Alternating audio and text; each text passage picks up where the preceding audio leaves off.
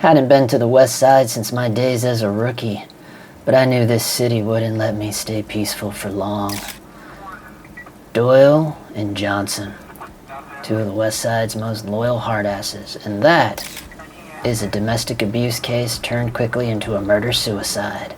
But I knew there was more. That definitely looks like a police Ruger to me. So here we are. And here these lardasses are before me. I couldn't help but noticing the remnants of a cruller hanging off of the bottom of Johnson's lower lip. Ah, fucking west side. Here we go again.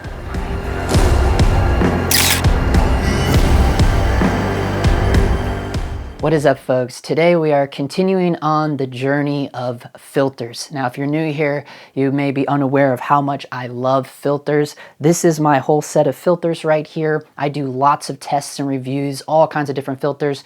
I will have a link to my entire playlist of filtered tests down in the description below. But today we are checking out this new one from Tiffen. Well, not new to me, hopefully maybe new to all of you. This is the Smoque filter. Smoque filter, S-M-O-Q-U-E.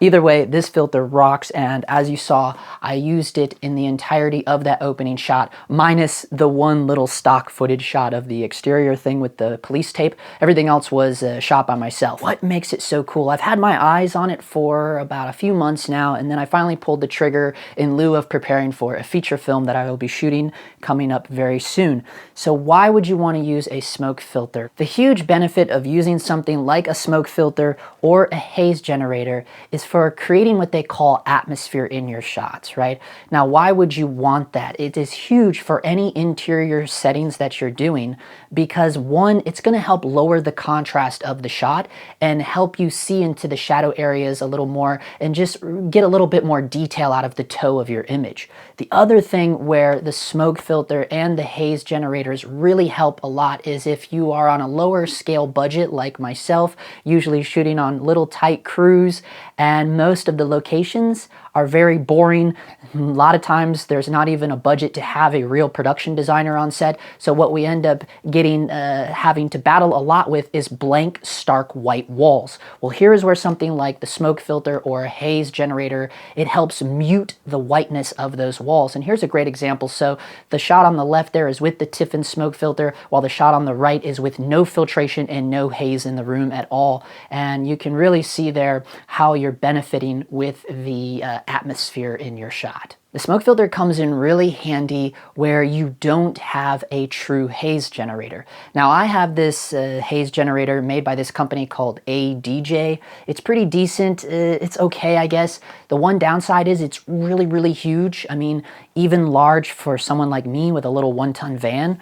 So it takes up a lot of room, and in my experience of using it, it doesn't quite perform as well as you hoped it would for how large it is and for how much it costs. Now, if you were to buy this thing brand new, it'd be close to 600 bucks. So I didn't pay that. I bought it on the used market. It takes a really long time to get to a level that you like, right? And especially considering on the size of the space that you're shooting in, it could take even longer, right? Now, some people say, well, just use a fog machine. Well, the problem with fog machines is that they are completely inconsistent, and a lot of them take a long time to heat up before they start puffing out any smoke. So there's a lot of problems with fog, whereas a haze generator, it starts spitting out haze immediately as you turn it on, but the downside is it's not pushing out as much as a fog machine, which is a good and a bad. The good thing about that is you can maintain the consistency of it from shot to shot way better than you can with some crazy fog machine.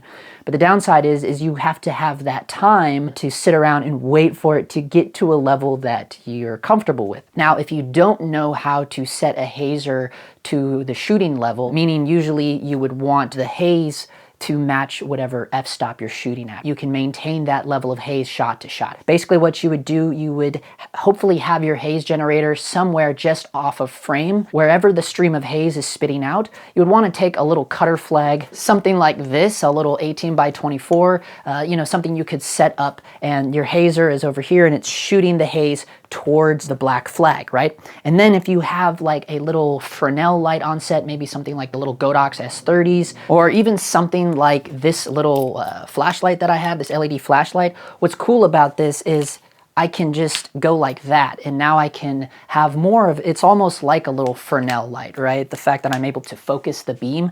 And basically what you would do, you would set this underneath on the ground, right?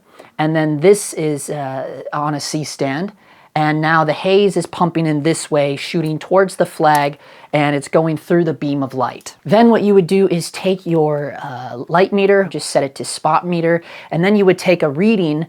You would put the little circle that's inside here, you would take the spot meter of the beam of smoke with this in the background. You want to get a reading of whatever f-stop you're shooting at or t-stop you're shooting at, right? And that's usually how they do it on sets, and that way they can maintain the consistency from shot to shot. However, when you're operating like that, it does take a lot of time for that haze to fill up to that level.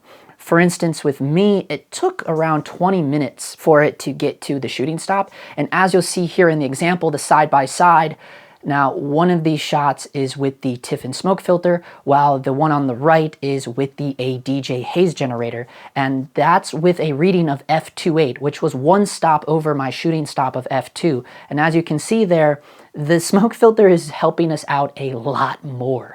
So for someone like myself, it just makes a lot more sense to have a set of these smoke filters handy with me, because they're gonna go a really, really long ways. And I don't have to sit around and wait for the hazer to fill up the room. I don't have to worry about taking spot readings and setting up that flag and the light all the time, because this is the same amount of filtration every single shot. So I know it's gonna be consistent from shot to shot. Now there is another filter that is a little similar to the smoke filter, and Tiffen also makes it. It is the fog filter. Now I have had my fog filters for quite some time. Here is a sample of a music video I shot last year where I was using the fog filter. Now in my opinion, I think the fog filter is best for all of your night exterior shots, where the smoke filters are good for any interior shots, right? So why I say that is because the fog is kind of designed for those exterior shots. And for instance, on that music video, they were really wanting to rent a fog machine, because they wanted, you know, the fog machine is going to give you those big bellows of smoke versus a haze machine that's just like a nice, steady, consistent stream. The fog machine is something that you would see for all those like horror shots, like Jason Voorhees, like in the forest, Dawn of the Dead type stuff. But in my opinion, again, if you start battling with fog machines, you're going to be battling with inconsistency from shot to shot. In my experience, one shot will be like full of smoke, and the very next shot there'll be no smoke, and it gets really crazy. Fog machines are really hard to maintain the consistency because they just take forever to heat up, and then once they do, they just start billowing out, and it's so I just said, no, let's not deal with that. I don't want to deal with all that stress. We don't have the time for that. We don't have the crew for that. So I'm just going to take my fog filters. And the end result, I was quite pleased with it, to be honest. But the one thing you don't get, you obviously don't get those big billows of smoke. But for that particular music video, it wasn't a horror thing, and it wasn't dramatic or anything like that. So there wasn't no need to have big billows of smoke, I didn't think. So again, you do have to kind of plan accordingly for whatever it is you're planning on shooting. But in my opinion, and based on my own working experience, I would highly recommend both these smoke filters and the fog filters. This video has not been sponsored by Tiffen. I did not receive any products from Tiffen. These are all bought with my own money. I just love filtration so much.